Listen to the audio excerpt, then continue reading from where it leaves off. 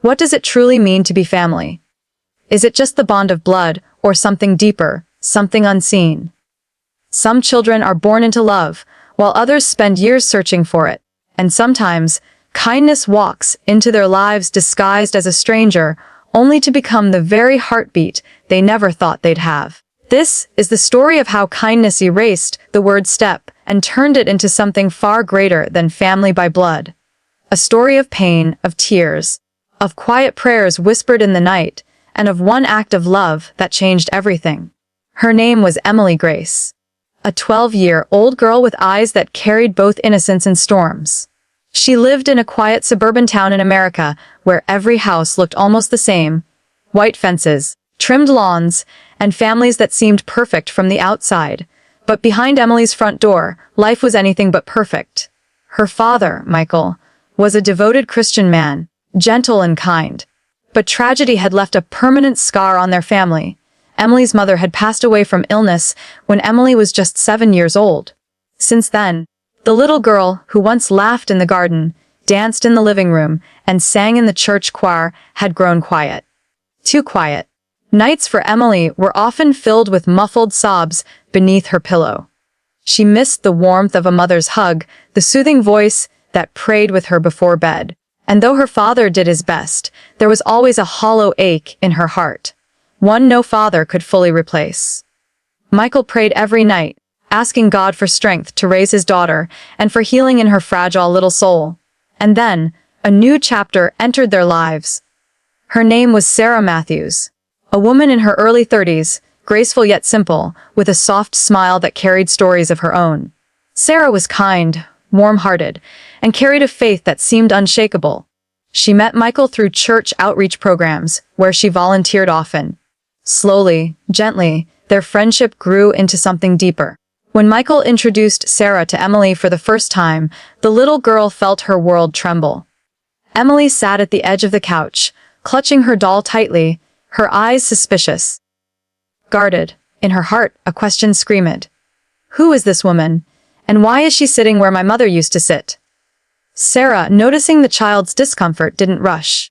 She didn't try to replace or force affection. Instead, she knelt down, meeting Emily at eye level, and simply said with a smile, "Hi, Emily. I've heard so many wonderful things about you." But Emily didn't answer. She only turned her face away. Sarah's heart ached in that moment. But she understood. She knew love couldn't be demanded. It could only be offered patiently. Weeks turned into months, and eventually, Michael and Sarah married in a small ceremony at their local church. The congregation celebrated with joy, believing God had answered prayers for both Michael and Sarah. But inside Emily's fragile heart, things were different. Though the world now called Sarah her stepmother, Emily silently repeated the word in her head like a heavy burden: step, step, step.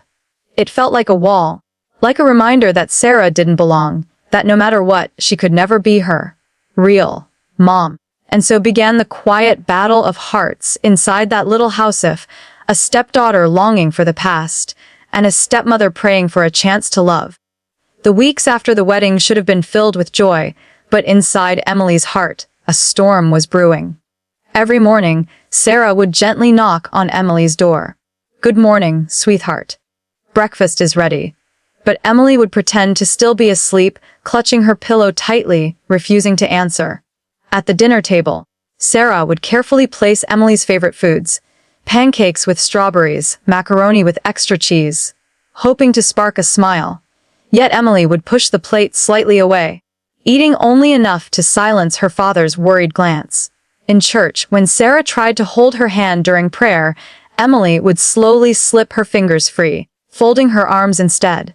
To the world outside, they looked like a newly blended family finding their way.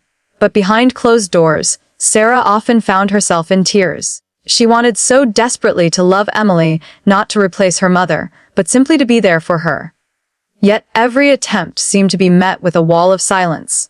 Michael noticed it too. At night, as he sat beside Sarah, he would whisper, "She just needs time. Emily's still hurting, still holding on to her mom's memory. Don't lose heart." And Sarah would nod, though inside, her chest felt heavy. But Emily's struggle went deeper than silence. At school, she often sat alone, her classmates laughing in groups while she quietly scribbled in her notebook. When teachers asked about her family, Emily's answers were short, guarded. She never once mentioned Sarah's name. One afternoon, as she walked home, Emily overheard two girls whispering behind her back. "That's the girl whose mom died. Her dad married some other woman now." The words cut through her like glass. She ran home, straight to her room, and slammed the door shut. That evening, Sarah found her sitting by the window, tears rolling down her cheeks. She wanted to comfort her, but before she could speak, Emily whispered sharply, "You'll never be my real mom, so stop trying." The words pierced Sarah's heart like a dagger. She froze, her lips trembling, her eyes filling with tears, but she didn't respond with anger. She simply whispered, "I know I can't replace her, Emily. I would never try. But I hope, someday, you'll let me love you in my own way." Emily turned her face away, refusing to look at her. And so, the days passed. Sarah continued to show kindness in small ways, folding Emily's clothes, packing her lunchbox with little notes that said, "Have a blessed day," or leaving a Bible verse under her pillow. But Emily would crumple the notes, toss them in the trash, and pretend not to care. Yet at night, when no one could see, she sometimes read those verses again before sleeping, wondering why Sarah kept trying even after being pushed away. Still, the word, step, lingered in her mind like a shadow she couldn't escape. Sarah, too, wrestled with God in her prayers. "Lord, give me patience. Give me strength. She's just a child, broken and scared. Help me show her that love isn't about replacing, it's about healing." But as weeks stretched into months, the silence between them grew heavier. Emily felt unseen, misunderstood. Sarah felt rejected, unwanted. And Michael, torn between the two people he loved most, silently prayed for a miracle. The house that should have echoed with laughter often sat in silence, where only the ticking clock seemed to speak. And then life prepared a test. A moment that would break the walls between them, or shatter them forever. It was a chilly autumn evening. The sky was painted with shades of orange and gray as the wind shook the golden leaves from the trees. Emily had stayed late at school for choir practice, but when practice ended, she realized the rain had started pouring heavily. Children rushed into waiting cars where parents waved warmly, umbrellas in hand. But as Emily stood by the steps, clutching her small backpack, she realized no one was there yet. Her father was working late, and he had asked Sarah to pick her up. The thought of sitting in a car with Sarah, trapped in silence, made her stomach twist. Minutes turned into half an hour. Emily sat on the bench, her shoes soaked, her thin sweater clinging to her arms. She shivered, trying not to cry. And then she saw her. Through the curtain of rain, Sarah was running, no umbrella, her hair dripping, her coat unbuttoned, her breath quick. She reached Emily, kneeling in front of her, eyes filled with worry. "Emily, I'm so sorry I'm late. Are you okay?" Emily looked away, too cold and too proud to answer. Without hesitation, Sarah slipped off her own coat and wrapped it tightly around the shivering girl. Then, pulling Emily close, she shielded her with her own body as they hurried through the rain. By the time they reached the car, Sarah was soaked completely. Her hands trembled from the cold, her lips pale, but she kept smiling as she started the engine. "Let's get you warm, sweetheart," she whispered. Emily sat quietly, staring at the coat around her shoulders. It smelled faintly of lavender, warm despite the rain. For the first time, she felt safe. But the turning point came later that night. Emily woke up coughing, fever rising from the rain's chill. Sarah, hearing her from the hallway, rushed into her room.